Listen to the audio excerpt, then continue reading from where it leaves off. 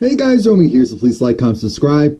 Again, the audio, I have everything I thought I needed. Apparently all of the stuff is incompatible, so I'm going to have to buy a separate microphone. So I do apologize, but the audio will be fixed. I promise you by next week, like I said, regardless if I'm just going to go and buy another camera, which is ridiculous at this point. YouTube definitely wouldn't cover that. Or I'll get a different mic, which is more feasible. Either way, you won't hear this muffledness, so please bear with me. Thank you, thank you. I do appreciate it. I know it's been a long time to get this fixed. Now, we start this off with Nova. Charlie's over there because she's to help out her sister. Her sister is going through it because she's going to go on TV, and you know that's not her element. She's going on TV, and it's going to be a huge platform, and it's going to be great for her initiatives, but she's also reserved. Well, part of the issue is her wardrobe doesn't work for, mainstream TV. The other part is she's not sure how her relationship with Robert's going to progress. Nova's the type that she's the queen of self-sabotaging her own relationships, or going in relationships she knows won't work out. And Charlie just looks at her like, look, you need to chill. You need to chill because don't worry about both your careers being intertwined and having to do anything that you don't want to do, because Robert even gave her a key. Things are moving really fast, and she's not sure how she's going to deal with it. And she's like, just one step at a time. Don't overthink things. Everything will work itself out. You got this. And I like to see that, that family dynamic between them, because I feel like we didn't really get to see that in season 1, at least on the level that we're seeing it now. We're like, they're at the other side, things finally settling, which we know things are going to pick up. As soon as we think they're settling, things are going to pick up, because that's how real life is. We see that Ralph Angel, he's in the car with Darla, and he's looking at the program for the marriage counseling. And that's the thing about Ralph Angel. Ralph Angel is stubborn, bullheaded, selfish, but he has a big heart, and that supersedes everything at the end of the day. So I'll definitely go on Ralph Angel as soon as he's doing that immature stuff, because you have to. But when you're doing something right, you have to applaud them. So I appreciate that. He said he wants to be married, so he knows he has to do this. And once they're there, they're talking to the counselor, and the counselor, he's told that communication's their main issue, and he asked some questions of how did your parents handle arguments. Darla says her father was the authoritative one. Her father was the voice of the family. She barely heard her mother speak or say, and never heard him say anything. Never heard her say anything negative about her father or even argue, even if she had a difference of opinion. And that's powerful. That means, yeah, that was definitely a one-sided relationship, and so that's all Darla knew. So for her, she probably wanted to go against that. Any relationship that she was going to be in, she definitely wasn't just going to let some man run over her, or she didn't know how to handle that, because you can tell she speaks her mind, but they never really have a full in-depth conversation. Ralph Angel never saw his parents argue, and that's another issue. If you've never seen your parents, the negative between them, then you don't know how to deal with that in your own relationship. You're just going to go based off of maybe what you see other people doing, or just how you instinctively feel, which sometimes is the wrong thing. So the marriage counselor said both of you don't know how to really deal with conflict in a relationship. Got it. He gave them their homework. I'm thinking Ralph Angel is going to do that. Mind you, on Vi, she's going in, fibromyalgia is what they believe she has. That's wrong by stress. So if that's what it really is, then she said, I'm feeling better. The kids are stressing me out. Me being in the middle of it stressed me out, but I'm good right now. And you could tell that that Hollywood's just like, you sure? So you sure doing this pie stuff won't stress you out? She said, look, getting that advance won't. I agree with him. It kind of looked like she spent a lot of that money quickly.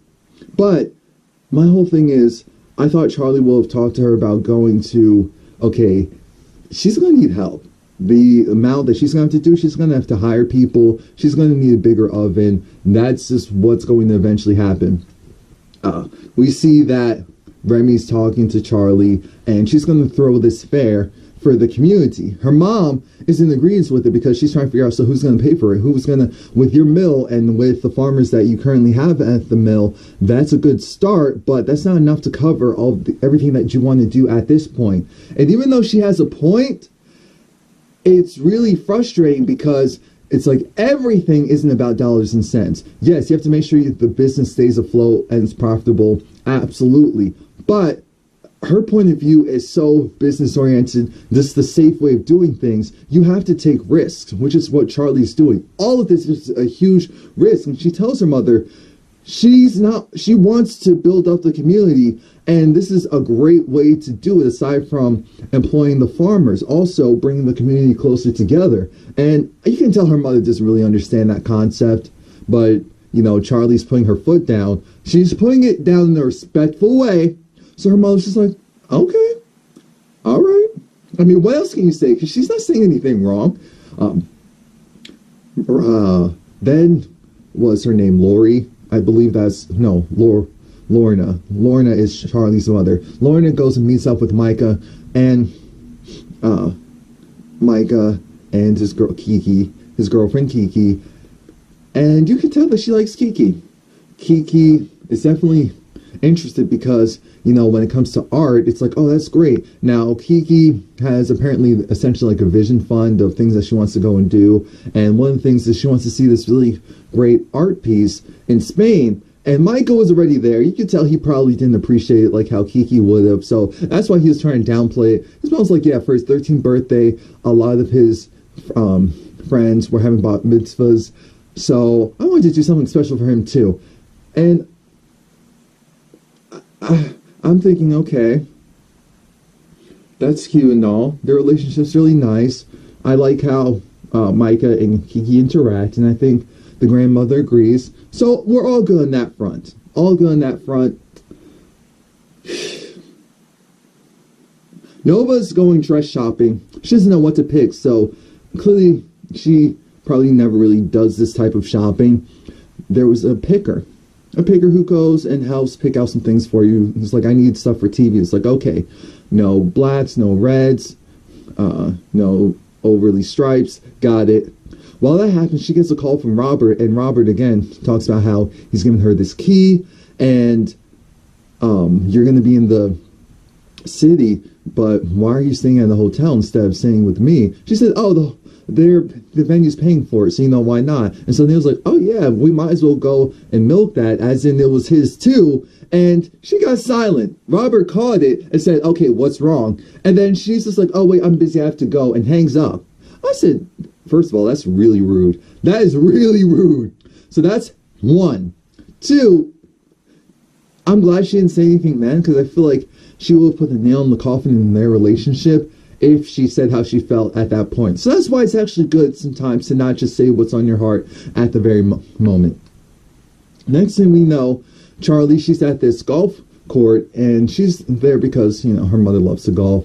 And when Lorna was sitting down with Micah and Kiki, she was saying how she worked at this really big company, but she did hit a glass ceiling, and so she took the parachute package and essentially left and just started touring the world. And I get it. I do believe that Charlie's mother is an overall social justice warrior of sorts in her own way, but I think she's just not woke enough. I think that's her issue. She has a black daughter. She technically has a black family, but she still doesn't really get the everyday struggle. She kind of, because she's a minority in the sense of being a woman and not having that level of power, but because she's still white and she doesn't really see, she sees all adversity as just the same instead of understanding that really things are different for different people, and so sometimes you have to move a certain way instead of just using the regular route and kind of pushing your way through.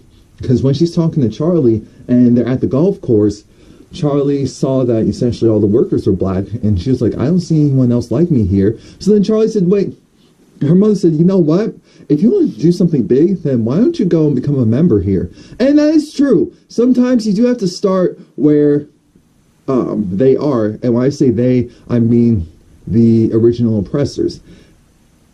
Sometimes you have to put your foot in the door where they are to help shine a light on what you're doing.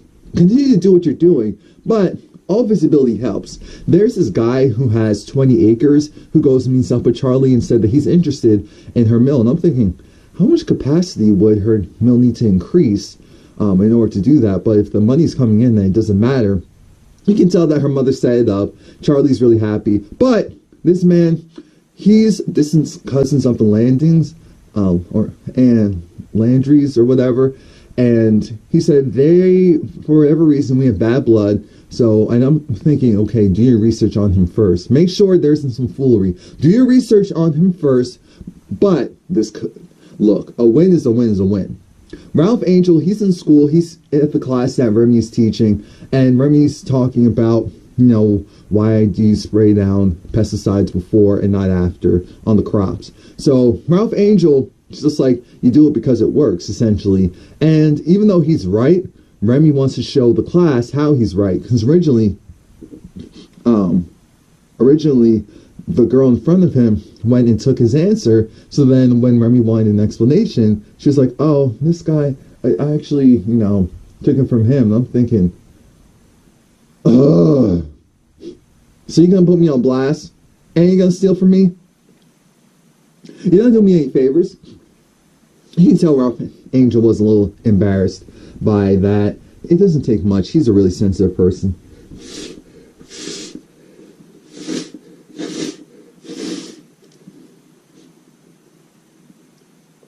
Excuse me, guys. So yeah, like I said, Ralph Angel's a very sensitive person, and we already know that.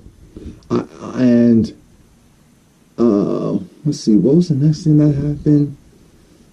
That's my thing with Ralph Angel. Sometimes I'm just like, dude, you just need to chill out, because you can't just go through life having this chip on your shoulder, which that's what he does. He constantly has a chip on his shoulder, and it's infuriating. It is infuriating. Everyone's not your enemy. Everyone's not against you. We see that Hollywood's friend at the mill, his family's going to be away, so Hollywood invites him to the house. And for some reason, something told me, maybe you should tell Aunt Vi, and just tell Aunt Vi everything. And I know that sounds dumb, but you never know how people are going to react. Because something was telling me that this whole thing with Aunt Vi and Charlie's mom is bigger than what we think. Aunt Vi is looking at how she's going to increase, her efficiency with making sure that she's able to produce the same quality, but at a larger volume for her pies, and make sure it doesn't cost too much. Her arm's twitching, so we're like, and we know, okay, if it really is that, then she needs to chill, or she needs to pass it along to someone else, because this isn't going to work. Like I said with Ralph Angel, he told Remy afterwards, yo, why'd you go and try to put me on blast like that? And it's like, we're supposed to be friends, but you sound just like my sister, acting just like my sister, sound like you're better than me, sound like you're smarter than me. And he's just like, no, you know what you're talking about. We just need to explain to people why it is that you're right. That's all I was trying to do. He was like, oh, no, I know what you're trying to do. And you know what? I'm done with this. I don't want to come to class anymore. And I said,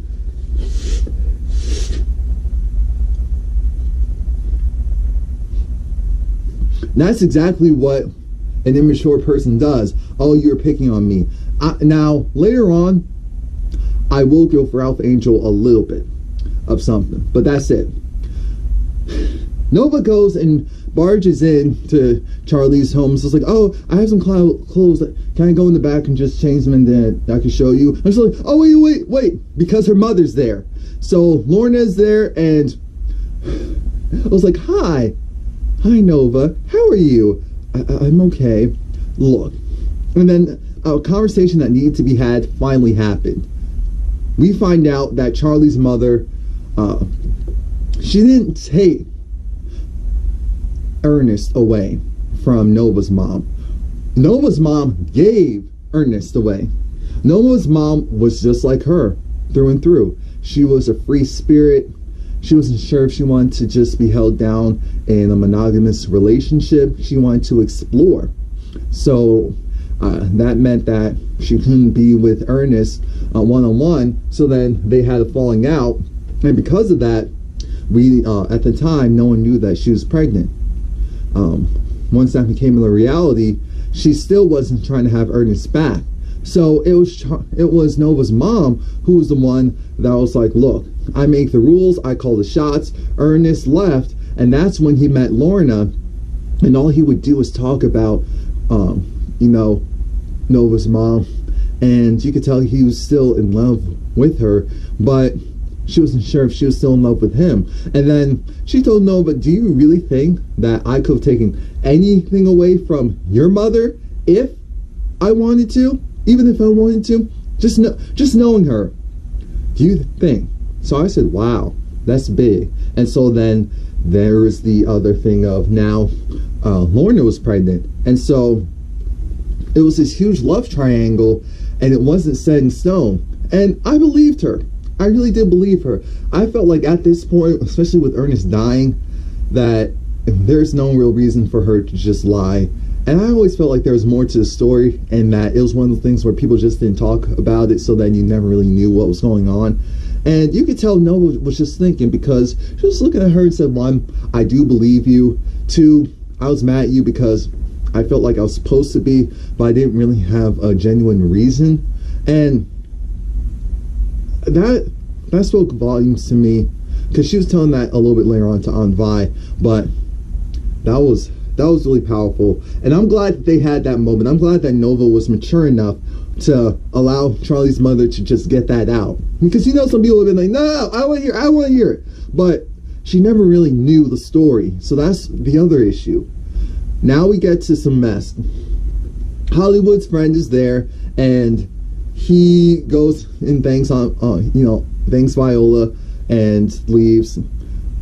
Or once he leaves, you can tell Viola was pissed. What is wrong with my allergies? You can tell Viola was pissed. And Hollywood was like, so what's the problem? And she was like, we could give me some warning. What do you mean? Because I'm like, you told, oh Lord, it's because he's white. She's like, just a warning, this is my space, this is my place. I just want to know whenever they're going to be in there. And I said, did you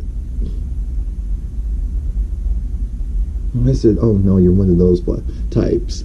Oh God, you're not racist, you're not prejudiced, you would help them out. But because here's the thing, some people don't realize that some black people, it's not that they don't like white people. Some black people don't feel comfortable around white people because of how their family history was.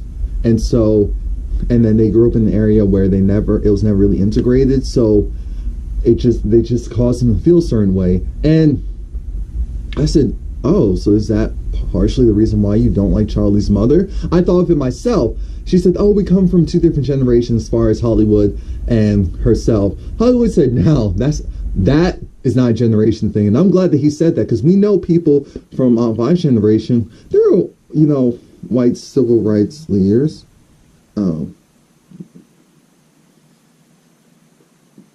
Did I say white civil rights leaders? Yeah, there were civil rights activists that were white, absolutely. That were Hispanic, that were Asian, absolutely. So then, Ralph Angel's still upset about what happened, and he's not too thrilled about counseling. So that makes Darla upset.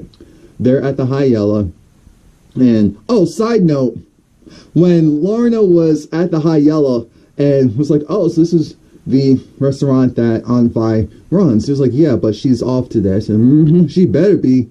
You ain't slick. You ain't slick.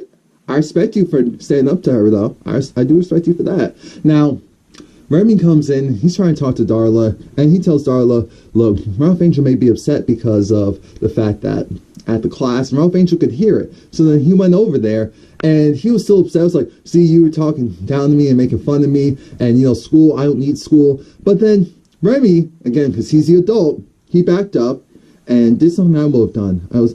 He backed up and said, look, I respect you, I love you, I want the best for you, always and forever. When I tell you that, I mean it.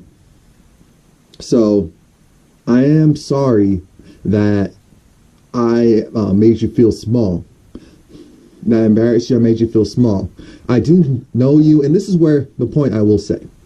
When you know someone, you know how you need to handle them on their path to growth. And that's the thing with Ralph Angel. Oh my God, excuse me, guys.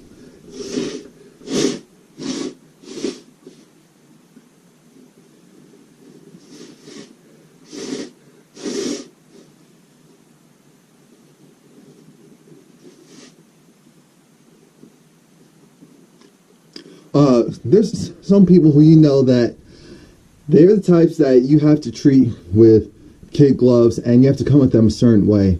And Ralph Angel, you know that he has confidence issues, and he's very sensitive. And so normally in school, something like that happens, like, okay, whatever, teacher, da, da, da. But he does know him, and I guess he felt like, all right, you could have done it in a more of a pal way, and still, instead of saying, yeah, you're right, but, and everyone's laughing. And the thing is, he's not looking at, he's looking at Ralph Angel as the adult. Unfortunately, Ralph Angel wasn't there yet. So I appreciate the fact that he understood where Ralph Angel was feeling and acknowledged it. Because that's all an apology really is. He's not saying that, oh, I'm just wrong, period. I'm sorry that I made you feel that way. That was my intention. And I love that. And they hugged. It was a beautiful moment. So then him and Darla left. Now, when Nova came over to Aunt Vi's, Aunt Vi wasn't ready because Nova said, look, I felt a certain way about Charlie's mom, but I didn't really know the story. So then she was fact-checking. So was her mother pregnant while this whole thing was going on? Yeah. Did she tell my dad? No. Was she the one that said that she needed space in the relationship and it wasn't my dad stepping out? Technically, yeah.